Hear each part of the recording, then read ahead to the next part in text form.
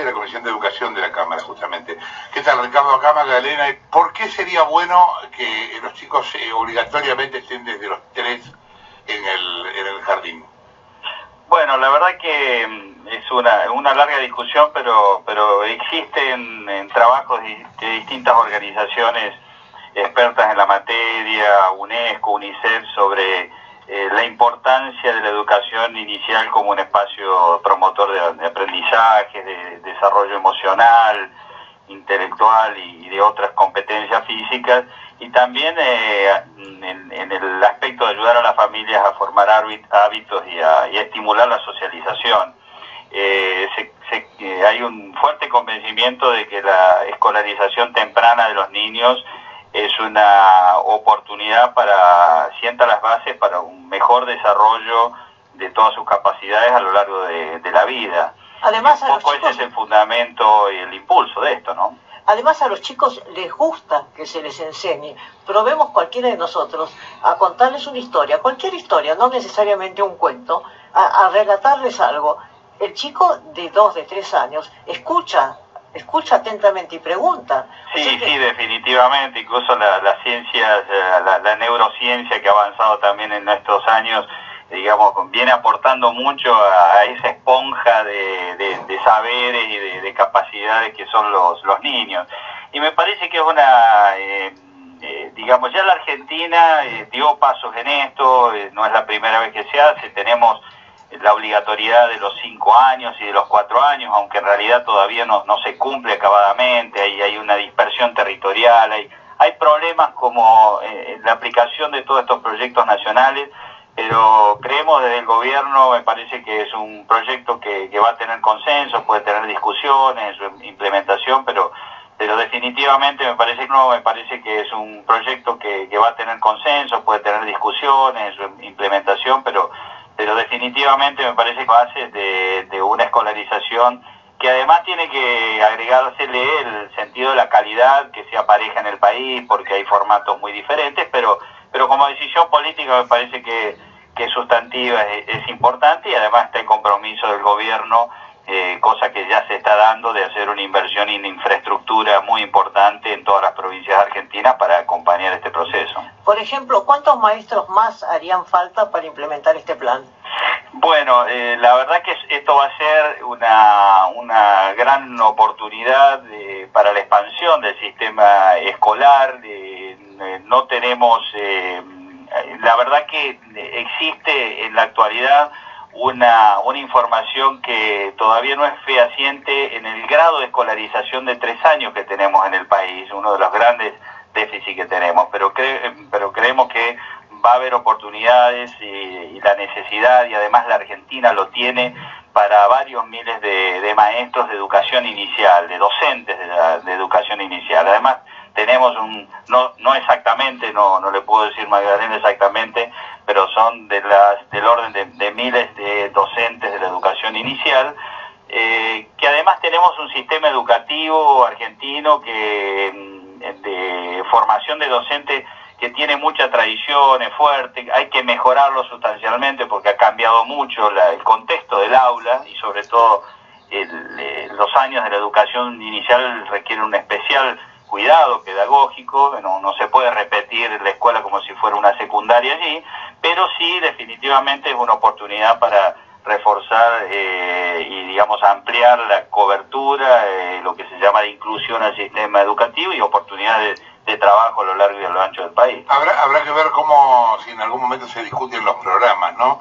Pero en el caso del jardín hay experiencias en el exterior a donde se está empezando a enseñar a leer a los chicos mucho antes, y los chicos responden muy bien a eso. Sí, definitivamente, como vos decís, Jorge, hay todo un desafío de los cambios pedagógicos, es decir, la educación en general, en todos los niveles, ha sufrido un impacto tan brutal por las relaciones de los niños con el maestro y por la irrupción de la tecnología, ¿no es cierto?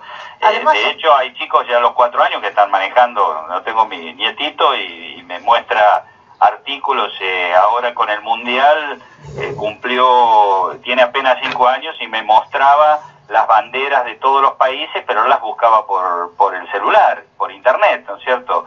algo que a lo mejor a nuestra edad lo aprendíamos muy grande. De manera que eso sí implica todo un replanteo pedagógico, pero estamos en capacidad de hacerlo. Si tenemos ganas de hacerlo como país y ponerlo en la agenda, somos capaces de hacerlo. Ahora, hay fondos disponibles porque la idea es muy buena, es decir, cualquier chico al cual, como lo que decíamos recién, se le cuenta una historia, se le relata algo de una manera inteligente, por supuesto, ¿no?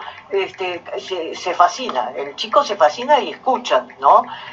Pero ¿hay medios como para poner ese plan en movimiento? Sí, es la pregunta del millón, Magdalena, pero sin ninguna duda que los hay. De hecho, el gobierno ya ha comprometido un plan de infraestructura muy importante, ambicioso, que ha empezado a dar los primeros pasos con las primeras licitaciones de prácticamente entre 3.000 y 4.000 jardines de infante en todo el país. Son varias decenas por provincia que se va a continuar y por supuesto esto requiere un replanteo también de las prioridades en los gobiernos provinciales. La educación se organiza y tienen las provincias la facultad de organizar la cuestión curricular y la gestión, pero hay acuerdos ya del Consejo Federal de Educación de llevar esto adelante. Por supuesto, esto no es un comentario coyuntural lo que voy a decir, pero si gran parte del despilfarro de la Argentina en muchos de sus ámbitos, incluso el de la corrupción,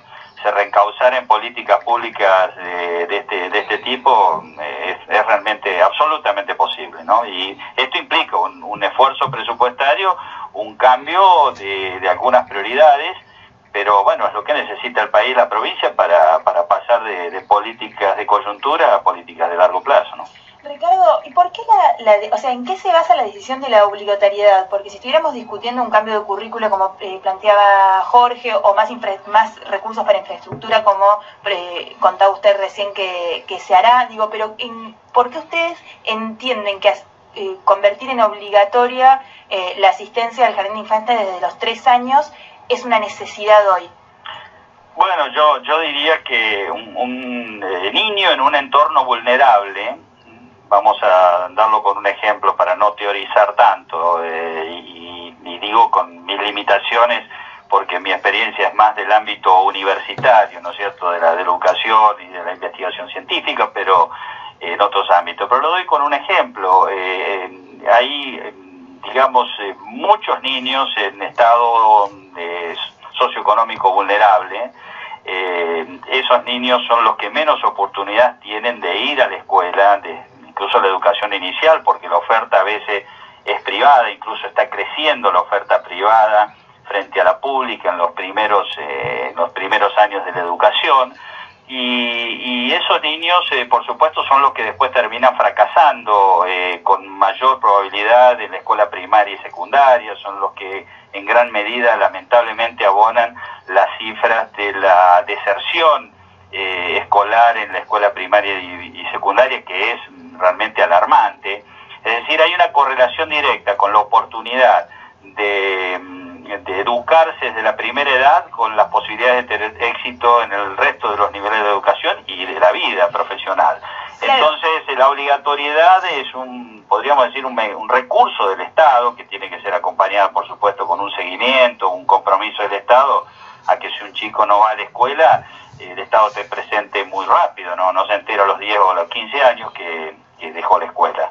Pero es un recurso válido para lograr la inserción efectiva y para comprometer al propio Estado Nacional y a las provincias de que esos niños efectivamente tengan un espacio escolar diario, continuo, permanente, con evaluación y con el apoyo psicopedagógico que necesitan, ¿no? Es una oportunidad de integración social y familiar, lo diría así con ese ejemplo, ¿no? Si vos le decís a una madre vulnerable que a veces no puede darle más de una comida por día al niño, que además se ocupe de buscar un jardín, no lo hace, y de hecho las cifras lo demuestran, ¿no?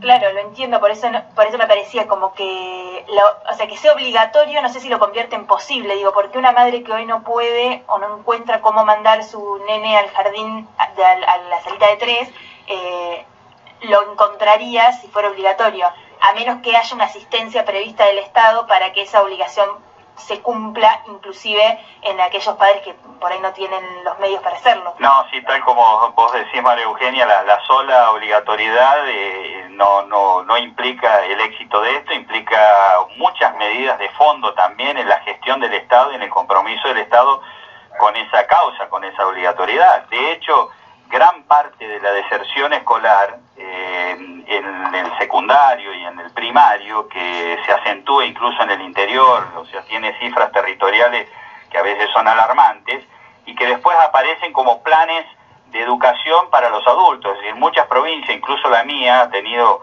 planes donde miles y miles de ciudadanos no han terminado, uno se da cuenta después de 30 años de democracia que no terminaron ni la primaria ni la secundaria. Uno se pregunta cómo puede ocurrir eso. Bueno, ocurre porque no hay un compromiso efectivo del Estado en seguir y en atender la deserción inmediatamente. A veces se tiene que arreglar la directora de la escuela, tiene que ser directora, de profesora, y además ocuparse de ver cómo no se le van los chicos a la escuela. Y eso no se puede gestionar más de esa manera, y tiene que haber un Estado ágil, capaz de intervenir rápidamente ante la situación de la falta de un chico a la escuela. Además, Ricardo, asistir a las familias. Sí, usted estará de acuerdo en que un chico ocupado, un chico que tiene algo que hacer, que le indican, en lo cual se va interesando, es un chico más feliz. Eso obviamente. Definitivamente.